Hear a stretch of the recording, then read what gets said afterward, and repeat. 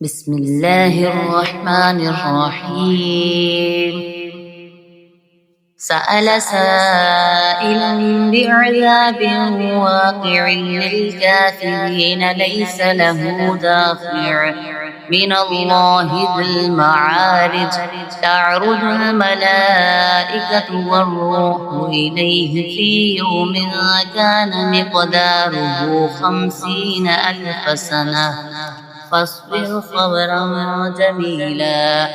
إنهم يرونه بعيدا ونراه قريبا يوم تكون السماء كالمهل وتكون الجبال كالعهن ولا يسأل حميم حميما يبصرونهم يود المجرم لو يفتدي من عذاب يومئذ ببنيه وصاحبته وأخيه وفصيلته التي تؤويه ومن في الأرض جميعا ثم ينجيه كلا إنها لظى نزاعة للشوى تدعو من أدبر وتولى وجمع فأوعى إن الإنسان خلق هلوعا إذا مسه الشر جزوعا وإذا مسه الخير منوعا إلا المصلين الذين هم على صلاتهم دائمون والذين في أموالهم حق معلوم للسائل والمحروم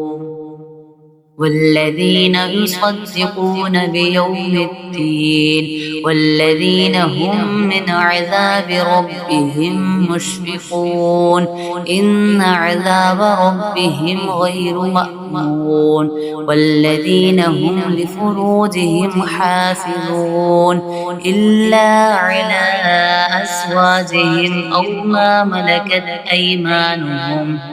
أو ما ملكت أيمانهم فإنهم غير ملومين فمن ابتغى وراء ذلك فأولئك هم العادون والذين هم لأماناتهم وعهدهم راعون والذين هم بشهاداتهم قائمون والذين هم على صلاتهم يحافظون أولئك في جنات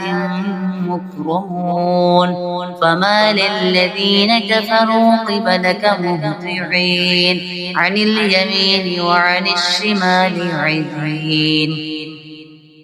أيطمع كل امرئ منهم أن يدخل جنة نعيم كلا إنا خلقناهم مما يعلمون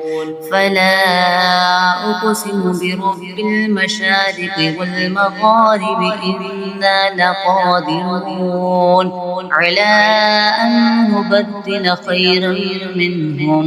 وما نحن بمسبوقين فذرهم يخوضوا ويلعبوا حتى يلاقوا يومهم الذي يوعدون يوم يخرجون من الأجداث سراعا كأنهم إلى نصب يوفضون